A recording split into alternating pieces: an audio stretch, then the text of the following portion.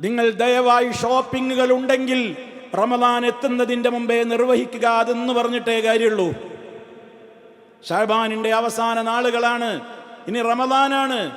നിങ്ങൾക്ക് ഡ്രസ്സ് എടുക്കാനുണ്ടാകും, ഭാര്യക്കെടുക്കണം, മക്കൾക്കെടുക്കണം, ബന്ധപ്പെട്ടവർക്കെടുക്കണം. അതിന് നിങ്ങൾ റമദാനിന്റെ രാപ്പകലുകൾ ദയവായി ഉപയോഗപ്പെടുത്തരുത്. റമദാൻ ഷോപ്പിങ്ങിനുള്ള മാസമല്ല, കറങ്ങാനുള്ള മാസമല്ല, റോഡുകൾ ബ്ലോക്കാക്കി അതിൽ ബ്ലോക്കിൽ കുടുങ്ങി നമ്മുടെ നേരം കളയാനുള്ള കാലമല്ല. അതുകൊണ്ട് തന്നെ ഷോപ്പിങ്ങുകൾ, ഏതൊക്കെ കാര്യങ്ങളിൽ നിങ്ങൾക്ക് ഷോപ്പിങ്ങുകൾ ചെയ്യാനുണ്ടോ, പെരുന്നാളുമായി ബന്ധപ്പെട്ടുകൊണ്ടും റമദാനുമായി ബന്ധപ്പെട്ടുകൊണ്ടും അതിപ്പോൾ തന്നെ ചെയ്തേക്കുക.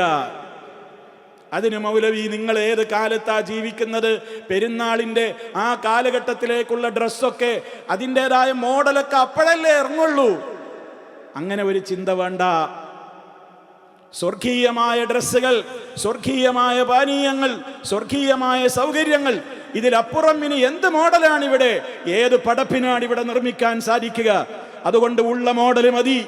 എനിക്കെന്റെ റമദാനിലെ വിലപ്പെട്ട സെക്കൻഡുകൾ, മിനിറ്റുകൾ, മണിക്കൂറുകൾ വളരെ പ്രധാനമാണെന്ന ഉദ്ദേശത്തോടു കൂടി ഇപ്പോൾ തന്നെ നിങ്ങൾ റമദാനിന് വേണ്ടി ഏറ്റവും വലിയ മുന്നൊരുക്കം അത് തന്നെ നിർവഹിക്കണം. ഷോപ്പിങ്ങിന് വേണ്ടി ഞാൻ ബ്ലോക്കിൽ കുടുങ്ങിയിട്ട്, ഷോപ്പിൽ കുടുങ്ങിയിട്ട് എൻ്റെ സമയം റമദാനിന് കളയുകയില്ല എന്ന നിയത്തോടെ ഇവിടെയുള്ളവരും നാട്ടിലേക്കുള്ള കുടുംബങ്ങളോട് വസിയത്ത് കൊടുക്കുന്നവരുമൊക്കെ ഈ കാര്യം പറഞ്ഞേക്കുക. കാരണം റമദാനിൻ്റെ അവസാനത്തെ 10കളിലാണ് മുസ്ലിം പെണ്ണുങ്ങളും ആണുങ്ങളുമൊക്കെ ഷോപ്പിംഗ് മാളുകളിൽ തിക്കിത്തിരക്കി കൂടാറുള്ളത്. വിലപ്പെട്ട സമയം അവിടെ നഷ്ടപ്പെടുത്തും. അത് ഇന്ന് പറഞ്ഞിട്ടേ കാര്യമുള്ളൂ എന്നുള്ളത് കൊണ്ടാണ് ഞാൻ എന്നോടും എൻ്റെ പ്രിയപ്പെട്ടവരോടും ഈ കാര്യം ഓർമ്മപ്പെടുത്തുന്നത്.